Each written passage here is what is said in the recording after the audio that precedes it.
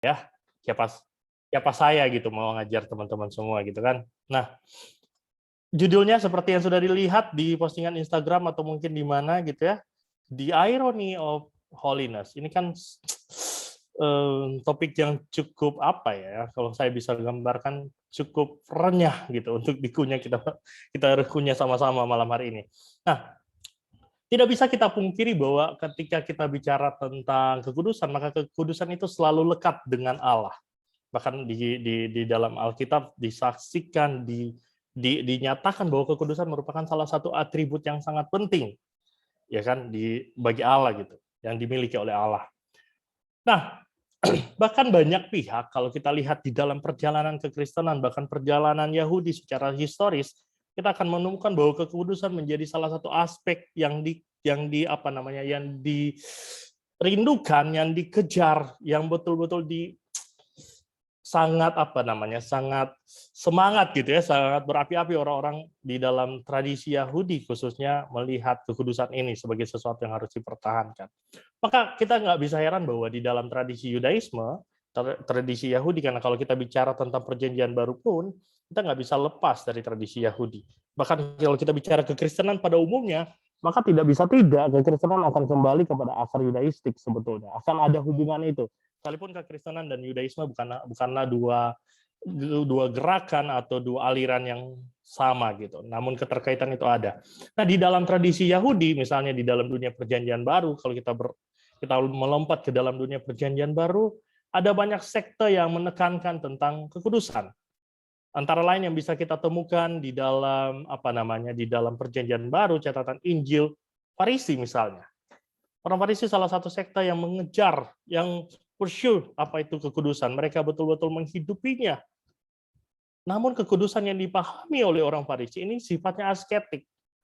Sifatnya memisahkan diri. Bahkan ada kelompok lain sebetulnya, kalau kita belajar sejarah, belajar arkeologi, gitu kita akan menemukan ada kelompok lain yang ditemukan tahun 1945, tulisan mereka di Laut Mati.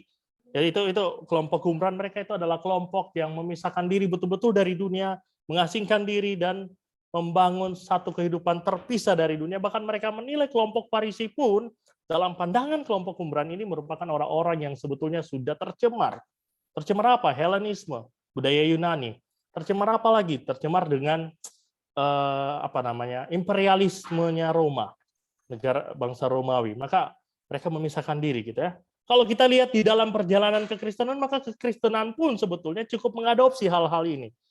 Misalnya di dalam kalau teman-teman yang sudah belajar di dalam sejarah gereja akan menemukan di abad kedua ada seorang Montanus, orang yang terkenal dan dicap sebagai bidat dan seringkali diasosiasikan dengan Pentakostalisme gitu ya. Kita nggak bisa bilang itu tidak berasosiasi atau tidak punya kemiripan, tetapi Montanus ini adalah seorang yang mewarisi tradisi kekudusan sebagai satu tindakan asketik. Maka tidak heran lahirlah dari kekudusan ini sikap-sikap penghakiman.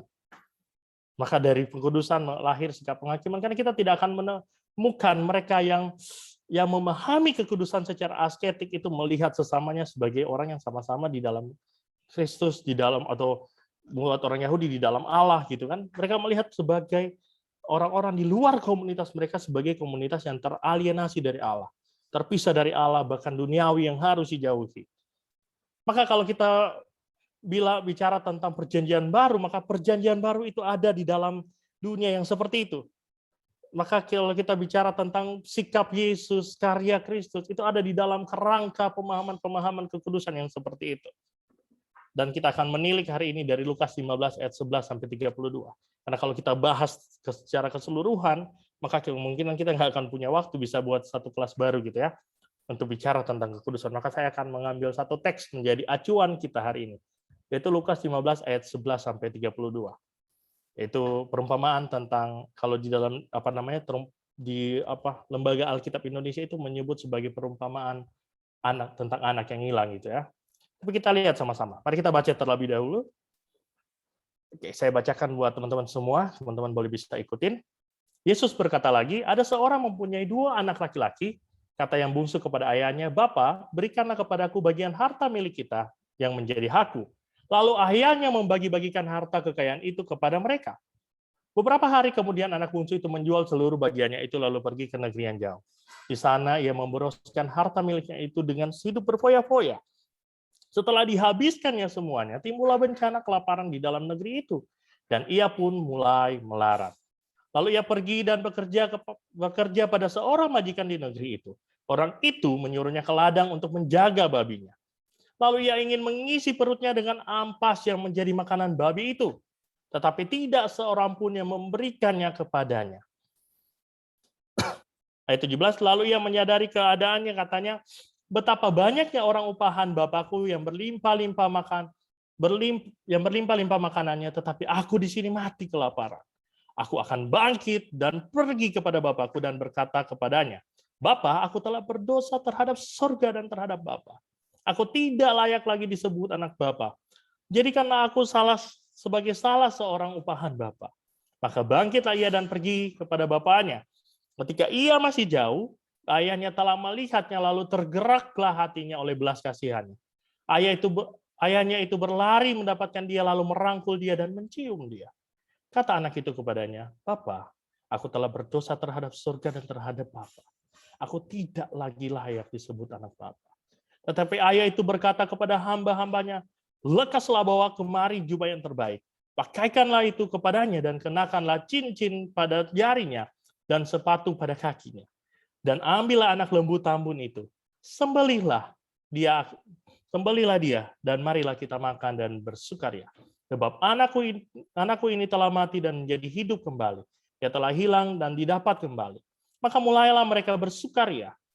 Tetapi anaknya yang sulung berada di ladang dan ketika ia pulang dan dekat ke rumah, ia mendengar bunyi seruling dan nyanyian tari-tarian. Lalu ia memanggil salah seorang hamba dan bertanya kepadanya, apa arti semuanya itu?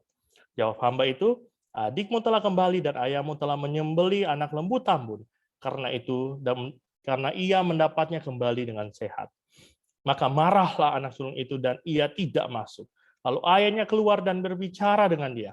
Tetapi ia menjawab ayahnya, katanya, telah bertahun-tahun aku melayani Bapa dan belum pernah aku melanggar perintah Bapa. Tetapi kehendakku belum pernah Bapa memberikan Tetapi kepadaku belum pernah Bapa memberikan seekor anak kambing untuk bersukacita dengan sahabat-sahabatku. Tetapi baru saja datang anak Bapa yang telah memboroskan harta kekayaan Bapa bersama dengan pelacur-pelacur. Maka Bapa menyembeli anak lembu tambun itu untuk dia. Kata ayahnya kepadanya, anakku, engkau selalu bersama-sama dengan aku dan segala kepunyaanku adalah kepunyaanmu. Kita patut bersukacita dan bergembira karena adikmu telah mati, menjadi hidup kembali. Ia telah hilang dan didapat kembali. Demikian jauh pembacaan Alkitab kita hari ini. Kita akan melihat Injil ini, kita akan mengeksplorasi Injil Lukas bersama-sama. Maka saya mengharapkan perhatian kita bersama-sama. Oke, mari kita mulai dengan melihat Injil Lukas secara garis besar. Kita akan melihat Injil Lukas itu merupakan Injil yang Lukas maupun Kisah Para Rasul merupakan karya yang memberi minat yang sangat tinggi terhadap kaum marginal. Bahkan Yesus, Juru Selamat dunia, itu disebut sebagai, bahkan dipotret juga sebagai pembela kaum marginal. Jadi kalau kita bicara misalnya, contoh yang paling gampang ketika kita bicara tentang perempuan yang merupakan kaum marginal pada masa abad pertama, maka Lukas adalah catatan Injil yang sangat banyak, lebih banyak dari Injil semuanya yang mencatat tentang perempuan. Bahkan orang-orang miskin dan sebagainya, kita akan ketemu di situ. Bahkan kita bisa lihat dari silsilah Yesus sudah dimulai dari Adam. Ini menunjukkan satu universalitas dari Kristus sebagai Mesias untuk dunia. Bukan hanya bagi kaum Yahudi sebetulnya. Maka akan berbeda dengan Injil Matius yang memulai silsilah Yesus itu mulai dari Abraham, gitu ya. Karena Abraham diyakini sebagai bapak orang Yahudi menurut tradisi Yahudi.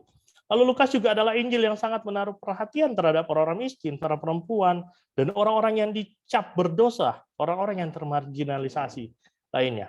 Salah satunya yang kita baca tadi Lukas 15, keseluruhan Lukas 15 yang bicara tentang pembelaan Yesus terhadap orang-orang berdosa, itu hanya muncul di dalam Injil Lukas, tidak muncul di dalam Injil lainnya. Cerita tentang Zakeus misalnya, itu juga hanya muncul di dalam Injil Lukas, menunjukkan minat Lukas terhadap kelompok marginal ini sangat tinggi gitu ya. Lalu kisah Lukas tentang Yesus sampai ke Kisah Para Rasul itu punya satu spektrum dari Yerusalem sampai ke Roma, sebuah pergerakan dari khusus ke umum. Ya, ini sebuah pergerakan di mana Lukas mencoba menggambarkan Yesus memang berasal dari Yerusalem, dari kelompok Yahudi, tetapi kemesiasan Yesus harus dipahami untuk semua orang. Lukas juga mencatat nyanyian Maria. Itu nyanyian Maria juga sebuah ironi sebetulnya. Menyatakan sebuah bagaimana yang tinggi direndahkan, yang rendah ditinggikan. Sebuah nyanyian reformasi sosial di situ yang akan kita temui. Lalu kelahiran Yesus disambut oleh gembala-gembala yang merupakan sosok marginal. Lalu ada banyak gitu ya, kisah-kisah relasi Yesus dengan orang-orang marginal yang tidak ditampilkan atau hanya ditampilkan singkat di Injil lain, seperti Yesus diurapi perempuan berdosa, perumpamaan tentang orang Samaria yang murah hati, kritikan terhadap orang-orang kaya yang kerap kali menjadi pesan Lukas, Lazarus yang miskin, dan banyak sebagainya. Itu semua ada di dalam Lukas dan tidak dicatat di Injil lain. Maka kita bisa melihat bahwa pembaca Injil Lukas juga ini akan terkait dengan bukan mungkin tapi akan sangat terkait dengan audiens dari Lukas atau pembaca Lukas, yang dimana pembaca itu kemungkinan adalah orang-orang Yunani, karena Lukas seringkali menerjemahkan tulisan-tulisan dalam konsep Yahudi itu seringkali diterjemahkan gitu ya, dalam bahasa Ibrani maupun Aram diterjemahkan di dalam bahasa Yunani. Kenapa perlu penerjemahan? Karena mungkin konsep ini asing bagi para pembacanya. Gitu. Sedikit saja, saya tidak akan lama di latar belakang Lukas, tapi ini akan membantu kita melihat Injil itu dengan lebih terang gitu ya. Maka kita masuk di dalam struktur Lukas 15. Seringkali kalau kita membahas Lukas 15, kita akan perumpamaan tentang anak yang hilang, maka kita seringkali terpaut hanya kepada Lukas 15 ayat 11 sampai 32. Namun kalau kita melihat secara utuh, ya kita akan melihat bahwa ini sebuah kesatuan Lukas 15. Saya menemukan satu struktur yang menarik di sini, bahwa Lukas itu dimulai dengan setting yang menjadi latar belakang kisah ini, maka saya mengajak kita, yuk kita buat satu imajinasi bahwa ini adalah sebuah drama. Maka kalau kita membuat ini sebuah drama, maka kita akan melihat, kita masuk ke dalam imajinasi yang menarik di sini. Yang pertama, di dalam ayat 1, di situ Yesus dan pendosa, atau pemungut cukai dan sebagainya, dan orang-orang dicap pendosa. Yesus duduk bersama mereka, Yesus berdialog dengan mereka, maka kita lihat Yesus dan pendosa ini mendapat lampu sorot atau mendapat panggung. Kalau kita analogikan ini seperti sebuah drama. Dan siapa penontonnya? Farisi. Maka kalau kita lihat selanjutnya, dibalik, ada sedikit pergeseran. Ya, kalau kita mengilustrasikan, maka lampu sorotnya tadi antara Yesus dan pendosa kini berpindah Yesus dan orang Farisi, di mana pendosa itu menjadi audiens, menjadi kalau ini sebuah panggung, maka pendosa menjadi penontonnya, berubah. Ya, kita lihat struktur ini akan sangat penting karena akan membantu kita melihat keseluruhan struktur yang ada di dalam Injil Lukas. Ya, kita akan melihatnya secara strukturalis di sini. Nah, lihat ya, apa yang saya tandai dengan warna emas dan biru ini akan sangat penting membantu kita, menolong kita memahami bersama-sama. Nah, kita lihat bahwa isinya adalah Yesus memberikan satu perumpamaan dari 2 bagian yang terdiri dari 4 cerita. Kenapa satu perumpamaan? Simpel. Kalau kita lihat di dalam bahasa Yunani, buat teman-teman yang ikut kelas bahasa Yunani bersama saya akan menemukan bahwa kata ten parabolen atau perumpamaan di situ digunakan dalam bentuk tunggal dan hanya muncul sekali di ayat 3. Ya, jadi kita melihat maka kita harus melihat kisah ini sebagai satu perumpamaan yang terdiri dari 2 bagian dan 4 cerita. Karena di situ ada domba yang hilang, ada dirham yang hilang, ada apalagi anak sulung yang hilang dan anak bungsu yang hilang dan anak sulung yang hilang. Mari kita lihat bagian yang pertama, domba yang hilang. Ya, maka domba yang hilang ini dipersepsikan sebagai mereka yang hilang di luar. Menurut siapa? Menurut orang Farisi, orang luar. Domba yang hilang. Hilangnya di mana? Di luar. Maka kita lihat yang kedua, dirham yang hilang. Di mana hilangnya? Di dalam rumah itu. Ya, kita bisa lihat ayat 4 sampai 7 bicara domba yang hilang, maka ayat 8 sampai 10 bicara tentang dirham yang hilangnya di dalam rumah. Maka kita harus melihat dengan jeli. Lukas memaparkan narasi ini dengan sangat baik. Lukas yang menggambarkan Yesus memaparkan narasi ini dengan sangat sistematis. Sebuah gaya penulisan Helenisme yang sangat bagus sebetulnya di sini. Maka bagian kedua kita akan melihat anak bungsu yang hilang. Di mana dia hilang? Di luar rumah sang bapa. Maka kontras dari sini, maka kita akan menemukan anak sulung yang hilang. Di mana dia hilang? Di dalam. Maka ini merupakan sebuah struktur yang sangat rapi yang dibentuk oleh si penulis, oleh Kristus ya di dalam kesaksian Lukas. Nah, maka kita akan menemukan begini. Pada bagian pertama, kita akan menemukan Allah yang mencari. Ya, kita akan melihat Allah yang mencari. Lalu ada tema yang sangat konsisten di situ mengenai sukacita surgawi. Bagaimana itu menjadi hal yang sangat ditekankan. Lalu kemudian kita lihat di sini anak bungsu kembali. Allah mencari anak bungsu kembali. Ini sebuah pergerakan yang menarik yang dibuat oleh si Lukas. Lalu kita lihat bagian keduanya. Allah yang mencari, sama ada sukacita surga. Lalu kemudian disusul dengan respons dari sang sulung. Jadi kita lihat ya. Maka bagian pertama, yang saya sebut bagian pertama domba dan dirham yang hilang, itu bicara tentang fokusnya kepada Allah sebagai subjek yang mencari. Maka tidak ada respons sama sekali, respons dari si domba atau respons dari si dirham yang hilang. Digambarkan Allah yang mencari. Maka kalau kita lihat di bagian kedua, maka digambarkan di sini respons. Ada tindakan, ada dialog yang lebih hidup. Gitu ya, di dalam bagian yang kedua, yaitu anak bungsu yang hilang dan anak sulung yang hilang. Maka kita akan melihat ada kontras di antara respons si bungsu dan si sulung pada bagian ini. Nah, kalau kita lihat maka cerita ini akan bicara tentang kasih Allah yang universal. Allah mengasihi orang yang merasa diri benar maupun orang yang memang sadar dirinya berdosa. Mau pemuka agama, mau orang biasa, semua dikasihi oleh Allah. Namun respons manusia itu partikular. Kita bisa lihat, ini akan dikontraskan. Allah mengasihi secara universal, namun kita akan melihat bagaimana manusia merespons secara partikular. Ya, saya tidak akan terjebak dengan pembahasan tentang keselamatan, karena di dunia biblika kita tidak melihat teks dari doktrinal, kita akan melihat teks dari teks itu ya. Jadi jangan sampai kita terlalu ambil jauh. Oke, kalau gitu keselamatan perlu respons manusia, dan bukan, ini bicara tentang apa yang mau ditunjukkan oleh si penulis gitu. Nah, sedikit saja gambaran dari Rembrandt. Ini sebuah gambaran yang menarik gitu ya.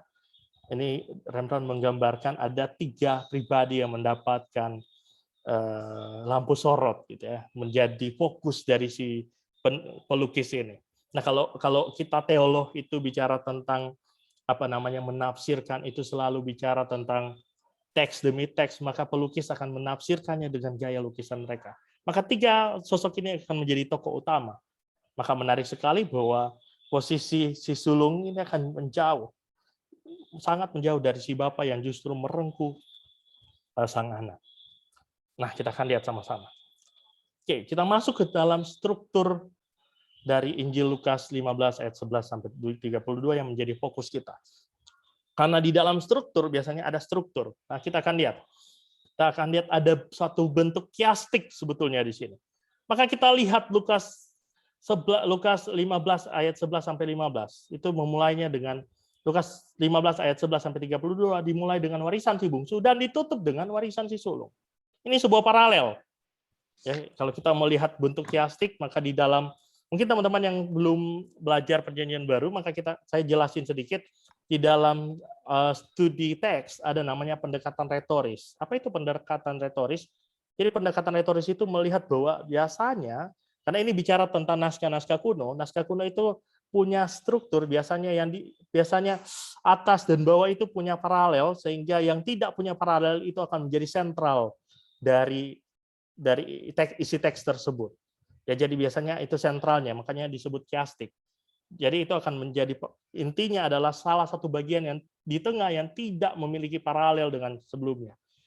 Kenapa disebut sebagai sebagai struktur retoris? Karena kita mesti mengerti bahwa Injil atau surat manapun itu ditulis bukan untuk dibaca oleh setiap orang secara pribadi, tetapi dibacakan dan didengarkan oleh jemaat.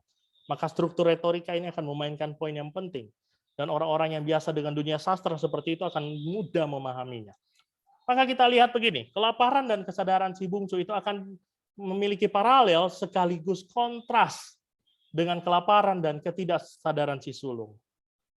Lalu kita lihat keluarnya sang bapa merespons atau mencari si bungsu. Maka kita akan melihat struktur yang paralel juga adalah keluarnya sang bapa mencari si sulung. Dan cerita ini akan memiliki satu tumpuan, satu sentralitas, yaitu kepada kasih dan penerimaan sang bapa. Maka kita membaca cerita tentang si bungsu ini bicara tentang kasih dan penerimaan sang bapa. Ini akan menjadi poin yang sangat penting sebetulnya bagi untuk kita sama-sama lihat gitu ya, untuk kita lihat sama-sama. Nah, secara struktur narasi kalau kita lihat di sini, maka kita akan menemukan ada satu kontras yang dibangun oleh si penulis antara si sulung dan si bungsu, gitu ya. Dua-duanya kalau kita lihat sebenarnya nanti pergerakannya akan cukup berbeda. Kalau si sulung itu bergerak dari luar, saya coba gambarkan dari luar ke dalam, maka si bungsu maksudnya, maka si sulung ini bergerak dari dalam keluar. Maka ini menjadi satu ironi sebetulnya. Dia yang di dalam malah pergi menjauh dari Bapa yang menunjukkan kasih dan penerimaan. Sedangkan dia yang di luar itu justru masuk ke dalam pertemuan, persekutuan, perjumpaan dengan sang Bapa yang menerima dengan penuh kasih. Maka ini menjadi satu ironi. Maka kalau kita tahu si bungsu ini pasti berujuk kepada orang berdosa, tentu kita sudah tahu. Ya, sudah banyak sekali cerita. Orang berdosa di mana? Di ayat 1. Sedangkan si sulung ini merujuk kepada siapa? Orang berdosa, orang Farisi yang ada di ayatnya yang kedua. Kita lihat ya. Kalau kita lihat dari tadi, itu semua dipadukan menjadi satu rangkaian yang indah. Orang berdosa, orang Farisi, orang berdosa, orang Farisi. Itu akan kita lihat. Dari Lukas pasal 15 ayat 1 dan 2, menjadi warna struktur itu memenuhi seluruh rangkaian narasi Injil Lukas pasal 15 ini.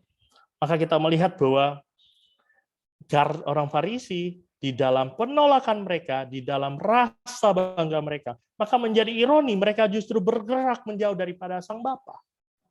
Sedangkan orang berdosa karena kesadaran dan kehampaan diri mereka, maka mereka justru bergerak ke dalam menuju sang Bapa. Ini menjadi kontras yang sangat luar biasa. Ya, ini menggambarkan respons mereka terhadap Allah yang mencari.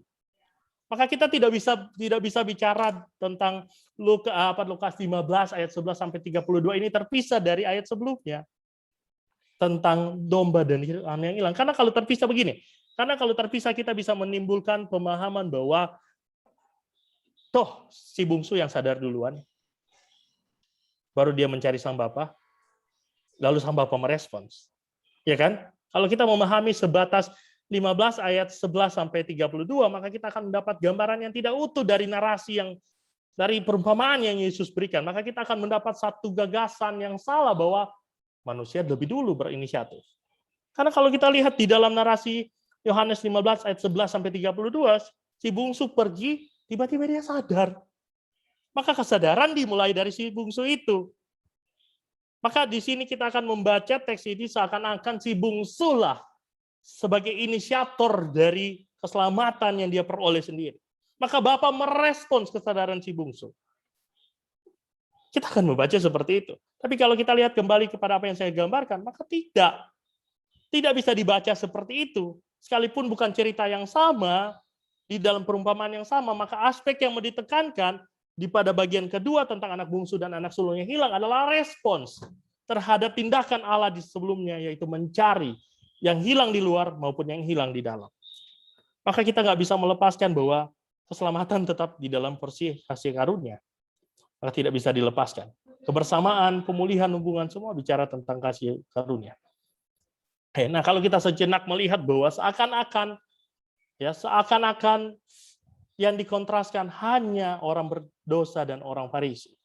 Seakan-akan di sini Bapa menjadi titik tengah yang seharusnya bertemu. Ya, idealnya begitu, gitu ya. Idealnya di dalam kasih dan penerimaan Allah, maka seharusnya Farisi maupun yang berdosa, para ahli kitab maupun orang awam, gitu ya, semuanya seharusnya bersama di dalam harmoni. Nah, kelaparan dari sang bungsu di sini diberikan kontras dengan kelaparan dan ketidaksadaran si sulung. Ya, kelaparan di sini mendatangkan kesadaran, tetapi kelaparan di sini berjalan bersama dengan ketidaksadaran si sulung. Di ayat 29 dan 30, karena dia tidak mau pergi makan gitu ya. Itu gambaran yang sangat menarik. Nah, kalau kita lihat secara struktur narasi, si sulung itu terlihat dikontraskan dengan anak bungsu.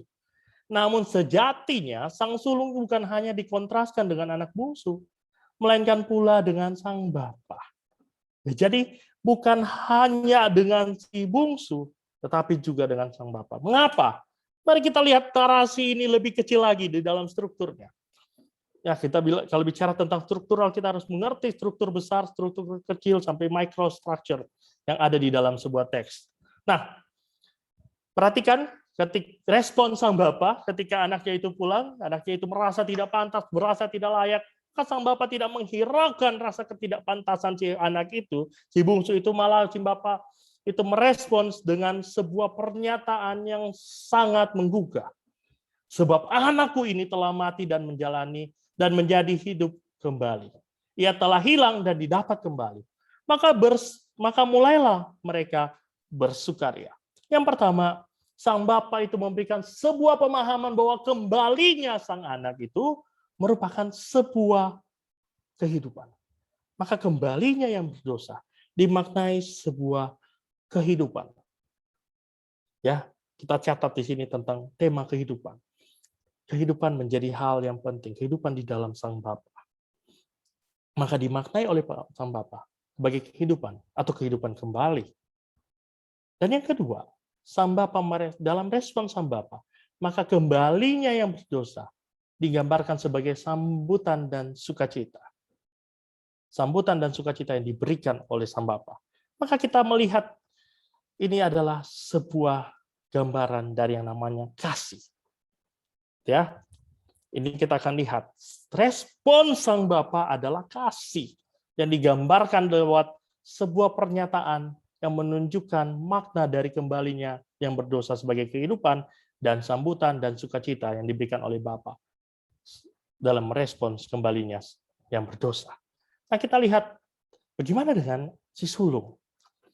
Si sulung, kita lihat ya, ini juga sebuah narasi paralel sebetulnya. Maka kalau kita lihat, si sulung bertanya di ayat 27, what happened gitu ya. Ada apa yang terjadi? Kenapa ramai sekali? Maka respon si hamba itu berkata, adikmu. Garis bawahi kata adikmu. Ini bicara tentang relasi. Adikmu yang hilang telah kembali. Lalu jawab si sulung kepada sang bapa. Ya, habis itu dia ngomong sama sang bapa. Bapak nggak pernah buat pesta sama saya. Saya udah setiap hari melayani Bapak, tapi mana? Bapak tidak pernah hadir. Bapak tidak pernah memberikan, bukan tidak pernah hadir, sorry. Tidak pernah memberikan kesempatan atau tidak pernah memberikan selebrasi. Maka dia mengatakan, anak Bapak. Maka jawab sang Bapak, adikmu. Coba perhatikan kisah ini. Penafsir melihat bahwa kisah ini memiliki paralel yang tinggi sekali sebetulnya dengan kisah Kain dan Habel. Kain dan Habel memang, kalau kita bicara Kain dan Habel, ada pembunuhan secara fisik. Namun, di sini memang tidak ada pembunuhan secara fisik. Tapi kita bisa melihat pembunuhan relasional terjadi di sini. Maka kembalinya yang berdosa dimaknai oleh sang sulung ini sebagai kematian relasional. Kalau sang bapa bicara itu sebuah kehidupan kembali, maka si bungsu itu menunjukkan sebuah gambaran akan kematian relasional. Kembalinya sang bapa. Rasa iri entah rasa apa yang menguasai si bungsu, si sulung ini membuat dia melakukan satu tindakan mematikan secara relasional adiknya dari kehidupannya. Dan yang kedua, kembalinya yang berdosa dimaknai oleh si sulung ini dengan amarah dan sungut-sungut kontra sukacita, kontra sambutan dan sukacita.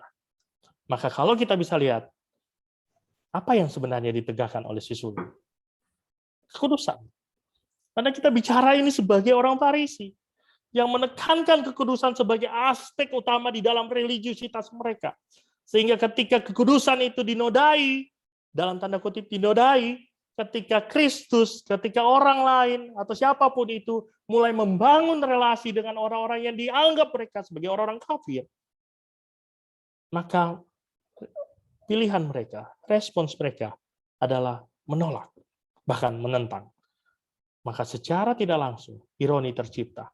Yang ditentang mereka bukan si pendosanya, tetapi Allah yang menerima orang-orang berdosa. Maka secara tidak langsung kekudusan dan kasih seakan-akan dipertentangkan di sini. Ya, kalau kita sampai di sini maka kita akan melihat seakan-akan Kristus sedang mempertentangkan antara kasih dan kekudusan. Lalu apakah kasih bisa berdiri tanpa kekudusan dan kekudusan tanpa kasih? Itu kan memberikan kita memberikan satu pertanyaan hermeneutis yang lebih jauh sebetulnya. Maka sebelum kita ke situ, mari kita lihat bahwa penolakan yang dilakukan oleh si sulung terhadap si bungsu bukan hanya melukiskan sebuah arogansi diri, melainkan penolakan dalam pemberontakan terhadap Allah. Demi mempertahankan kekudusan yang sempit itu, si sulung malah menolak cinta Allah yang tak terbatas.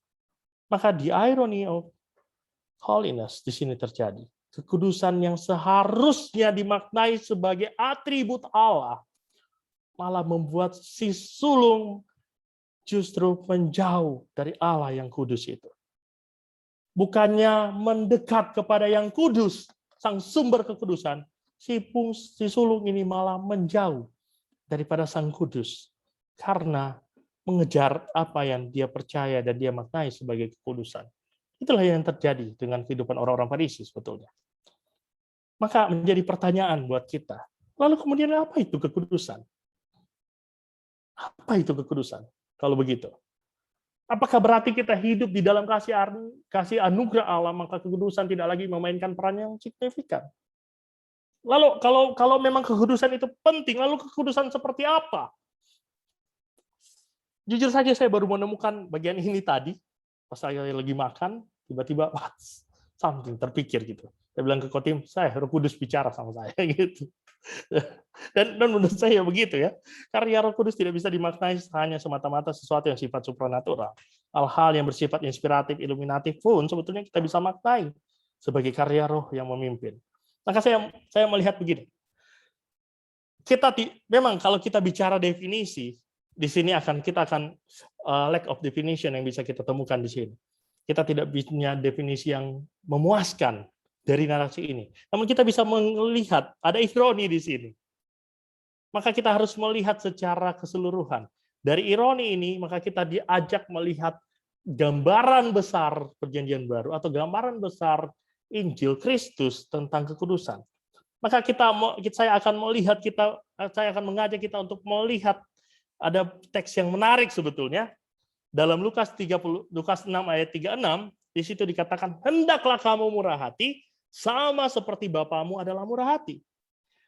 Paralel dengan itu, Matius 5 ayat 48, itu bicara begini, haruslah kamu sempurna sama seperti Bapamu yang di sorga adalah sempurna. Dua struktur, gramatikanya, gaya penulisan ini merupakan sebuah gaya yang sama, yang merujuk. Dan konteksnya sebenarnya beda-beda tipis. Konteksnya bicara apa sih dua ini? Ini bicara tentang mengasihi sesama. Ini bicara tentang mengasihi musuh. Maka kasih, Lukas menggambarkan kemampuan seseorang mengasihi bahkan musuh adalah kesempurnaan. Sama seperti Bapa.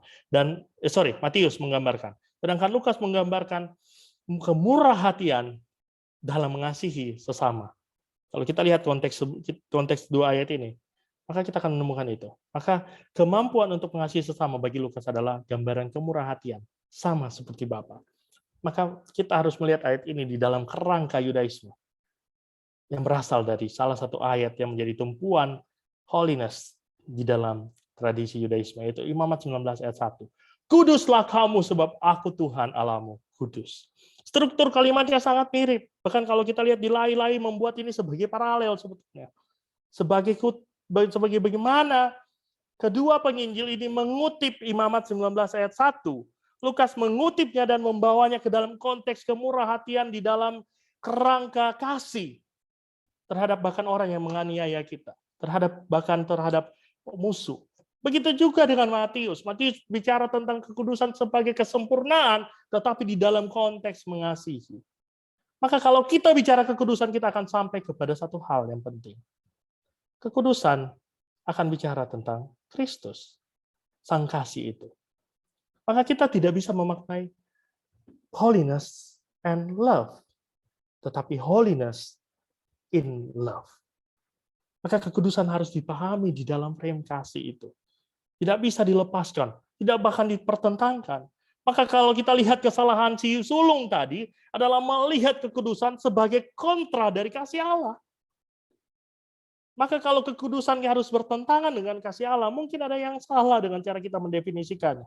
Jangan-jangan hanya tradisi-tradisi kita tertentu, tradisi berpuasa, praktik-praktik tertentu, praktik-praktik yang sebetulnya tidak mengandung kasih di dalamnya, atau tidak berada di dalam kasih itu sendiri.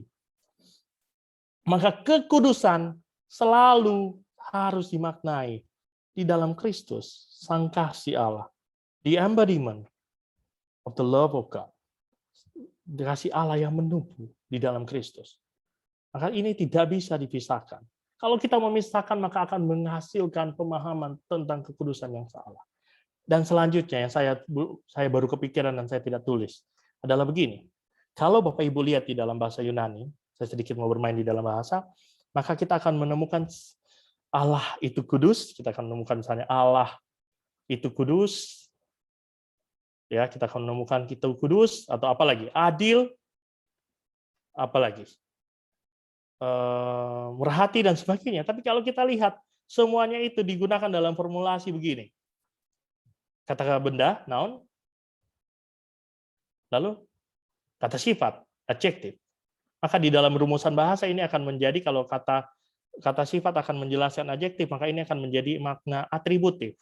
Maka ini semua akan menjadi atribut dari Allah. Oke? Ini akan menjadi atribut dari Allah. Karena bicara tentang, ini ditulis di dalam kata sifat. Sehingga kata sifat menjadi atribut dari, menjelaskan dari si noun ini, yaitu Allah dalam konteks ini. Tapi kalau kita ketemu di dalam perjanjian baru, maka kita akan menemukan istilah ini. Theos estin, ya kalau kita tulis di dalam bahasa Yunani di sini, atau Allah adalah agape, misalnya, contoh. Kita akan melihat Allah adalah agape, Allah, dia adalah, ya gitu kan kalau dalam bahasa Yunani literal, tapi kita pleset, kita polis saja menjadi terjemahan yang lebih rapi. Allah adalah kasih. Maka kita akan melihat bahwa kasih di sini dalam formulasi noun dan noun. Sehingga makna dari kata ini bukan atribut, tetapi predikatif, bahkan substansial. Ya, maka di sini kita akan melihat kalau ini menjadi predikatif, bahkan predikatif yang sifatnya substantival, maka kita akan melihat bahwa kasih bukan sekedar atribut, tetapi kasih adalah identitas.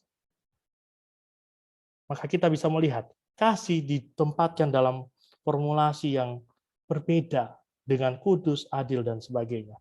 Maka kita tidak bisa memisahkan, kita tidak bisa mendirikan satu makna yang terpisah antara kasih dan kekudusan. Malahan kita harus melihat itu, keadilan Allah. Mau bicara tentang keadilan bukan lagi dipertentangkan dengan kasih. Bicara tentang kekudusan tidak dipertentangkan dengan kasih, tetapi seharusnya dimaknai di dalam terang kasih Kristus.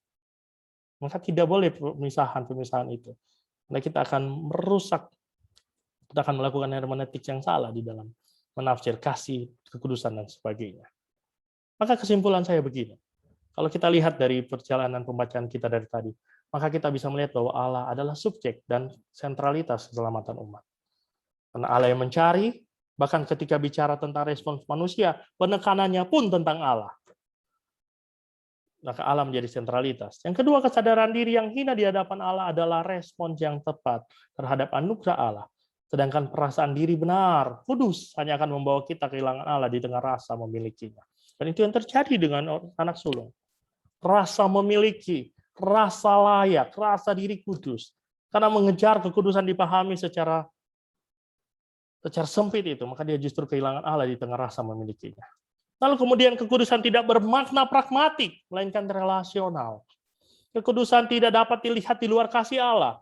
Oleh karena itu kekudusan umat adalah relasi kasih dengan Allah, bukan kehebatan diri, bukan perjuangan pribadi. That is simply the relationship with God. That is how we define what holiness is. Baru kita bisa menyebut begini, bukan holiness and love, but holiness in love. Maka kita harus memaknai bahwa holiness tidak disetarakan dengan kasih, tetapi holiness harus dilihat di dalam lensa, di dalam kacamata kasih itu. Kasih Allah yang menubuh di dalam Kristus. Lalu bukan kekudusan dalam pemahaman pragmatik yang dikehendaki Allah, melainkan kasih dan penerimaan. Sebagaimana Allah telah mengasihi dan menerima setiap kita. Bukan hakim bagi sesama, melainkan teman bergumul. Hashtagnya Josnya. Teman bergumul bagi sesama. Maka kita dipanggil bukan untuk menjadi hakim, jelas. Bukan untuk mengejar kekudusan supaya kita menghakimi orang lain. Tetapi kita diajak untuk mengasihi, supaya kita mampu menjadi teman bergumul bagi sesama kita. Karena penolakan yang kepada yang berdosa adalah penolakan terhadap Allah. Maka penerimaan terhadap yang berdosa adalah penerimaan terhadap Allah. Oleh karena itu, pesan terakhir saya, rengkulah mereka yang terpinggirkan, peluklah mereka yang dinajiskan, sediakan bahumu menjadi sandaran gumul sesama, dan berhentilah mengejar ilusi kekudusan agamawi yang melelahkan dan menyesatkan. Amin firman Tuhan. Mari kita berdoa. Di dalam anugerah dan cinta-Mu yang tak pernah berkesudahan dalam kehidupan kami. Hari ini kami telah mendalami firman Tuhan, belajar melihat apa itu kekudusan. Belajar melihat betapa bahayanya praktik-praktik mengejar kekudusan yang amat sempit yang seringkali kami gaungkan. Entah bagi sesama kami, entah di gereja kami, entah di dalam kehidupan relasi kami secara pribadi. Namun hari ini Tuhan menggugat kami bahwa kasih adalah sentralitas, adalah identitas Allah. Sehingga kekudusan yang kami pahami harus dipahami di dalam terang kasih Kristus. Bukan sebagai dua hal yang berbeda, namun sebagai hal yang ada di dalam kasih. Maka kasih memainkan peran yang utama di dalam seluruh kehidupan kekristenan kami. Ajar kami mengasihi sesama kami. Ajar kami menjadi teman bergumul bagi sesama kami. Ajar kami mampu menyiapkan bahu kami menjadi sandaran gumul sesama kami. Ajar kami untuk selalu sedia menyediakan, menghadirkan kasih Kristus bagi sesama kami. Karena itu Tuhan, tuntun kami, perjalanan ini tidak mudah. Perjalanan ini panjang, kami butuh selalu bereformasi di dalam kehidupan kami sehari-hari. Karena itu Tuhan, biar kiranya Kristus dan kasih-Nya, kasih Allah yang menubuh itu, menjadi lensa kami dalam melihat realitas kehidupan kami. Di dalam Kristus Yesus kami berdoa. Amin.